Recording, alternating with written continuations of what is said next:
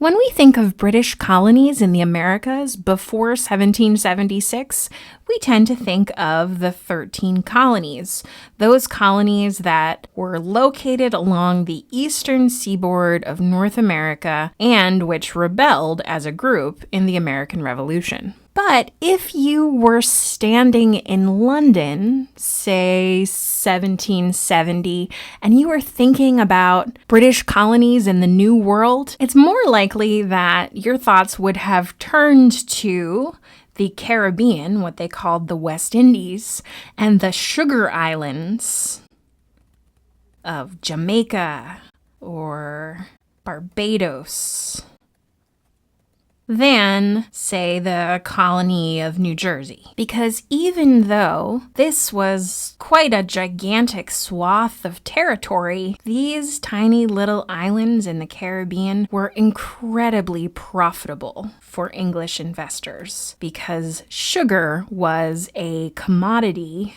that fetched very high prices in the colonial era.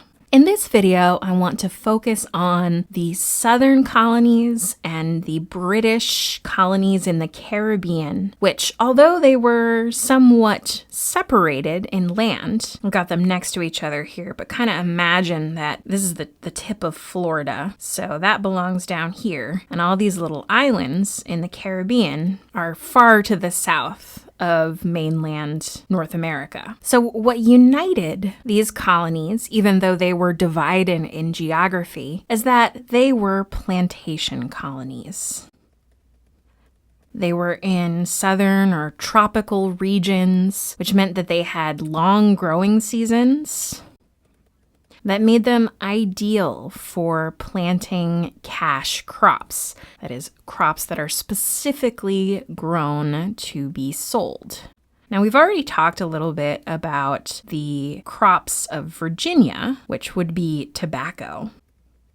But in this video, I want to talk a little bit more about two other crops: sugar, which was grown in the Caribbean, and rice, which was grown in the Carolinas. Growing these cash crops for export was the main focus of these colonies, and their social structures were organized around producing those cash crops. So let's talk about sugar. Now, we hardly think about consuming sugar in our tea or coffee today, but in the colonial era, it was an incredible luxury, and it commanded very high prices. One of the reasons for this is because sugar was extremely labor-intensive to make. The sugarcane plant is actually indigenous to Asia, but Europeans brought it to the New World with the hopes of turning it into a cash crop. They planted it in the tropical areas of the Caribbean, and then they imported enslaved Africans to work on their sugar plantations. Now you can see a little bit in these two prints of what sugar processing was like. You would have to grow the cane stalks, press the juice from them, boil the juice until it created crystals. Sugar processing happened 24/7, and unlike tobacco, you really had to be very wealthy to grow sugar because it required a huge capital investment up front. You had to buy a lot of land and grow a lot of sugarcane and get a lot of machinery if you hoped to produce enough to make a profit. And so a handful of very wealthy plantation owners, who mostly stayed in England because the tropical diseases of the Caribbean were too likely to kill them off. These sugar barons had unimaginable wealth. The tobacco planters of Virginia were nothing compared to them, and they were ruthless about turning a profit. In fact, they thought that it would be more profitable in the event of the deaths of enslaved people from overwork or disease or some kind of accident in sugar processing to just replace enslaved workers rather than make their work less dangerous.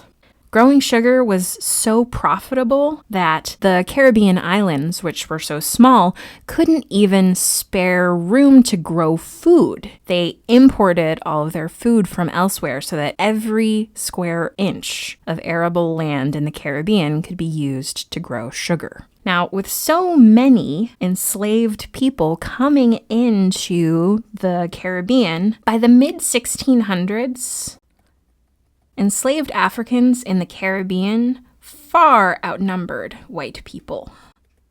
And consequently, the white slave owners became increasingly fearful of slave uprisings.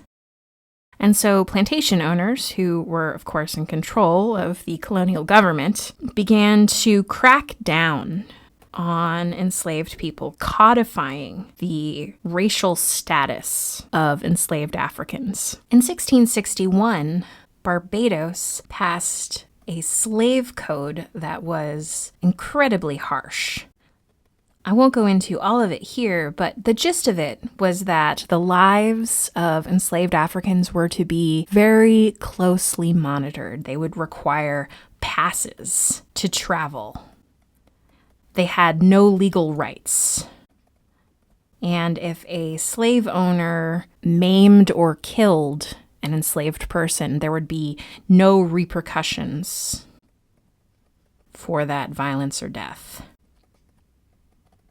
We will see aspects of the Barbados Slave Act in the statutes passed in the southern mainland colonies and later southern states in the United States. And although we tend to think of plantation slavery generally looking like the slavery we would see later in Georgia or South Carolina, large cotton plantations, for the vast majority of enslaved Africans, their experience would have been much more like what we saw in the Caribbean. In fact, 90% of all enslaved people were sent to the Caribbean or South America. Only a little over 300,000 would be sent to mainland North America. So if you're looking for the most typical experience of slavery, from the point of view of the people who lived it, life on the sugar plantation was a much more likely prospect than life on a cotton plantation.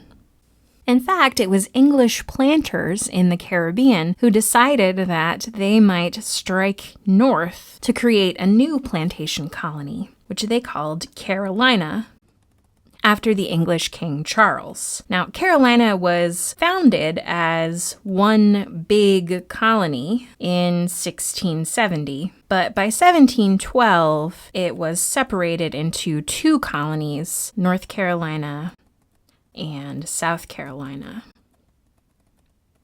And the wealthy plantation owners who founded Charlestown, also named after King Charles, brought most of the aspects of plantation slavery they had picked up in the Caribbean with them. The pass system, the lack of legal rights, the lack of repercussions for whites. One main difference, however, was that in the Carolinas, rice cultivation took the place of sugar cultivation as the main cash crop.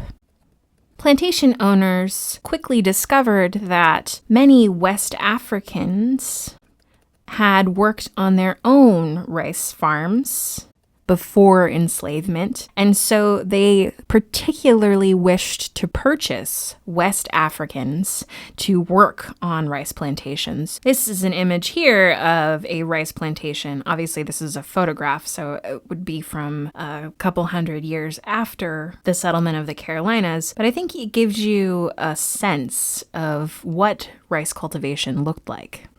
I want to finish by just briefly talking about the colonies of Maryland and Georgia, which were also plantation colonies, but I've grouped them together because they were both founded for altruistic reasons. They were proprietary colonies originally, like Pennsylvania, for example, meaning that they were the possessions of one person rather than a company or the crown. Maryland was founded in 1632 by an English Catholic named Lord Baltimore, who wanted to create a haven of religious freedom for Catholics in North America. In 1649, Maryland passed the Law Concerning Religion, also known as the Maryland Act of Toleration, which extended religious toleration to everyone who believed in Jesus. So all Protestants, all Catholics, but on the flip side, it prescribed death for anyone who did not believe in Jesus, like Jews or atheists. Georgia was founded a century later in 1732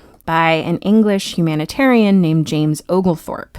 And Oglethorpe was trying to reform prisons. In England, people who couldn't pay their debts were thrown into debtor's prison, which was kind of silly because when they were in prison, they didn't have the opportunity to try to make money to pay back their debts. So Oglethorpe founded the colony of Georgia with the idea that people who were suffering from debt could go to this new colony and work it off. And for that reason, he also outlawed slavery in the early years of Georgia's existence. But by about 1750, the pressure to include slaves in the Georgia economy so that it could keep up with South Carolina, for example, grew too great, and so slavery was permitted. So although the colonies of the West Indies and the southern part of North America were in different places and sometimes founded for different reasons, they were all united by the fact that they relied on slavery and in many cases had a much larger enslaved African population than white population, and they focused for their economies on plantation agriculture. Now, you'll notice that in this video, I haven't spent much time talking about the experiences of enslaved African people, and that's because I want to devote another video to that. So check out our video on Atlantic slavery.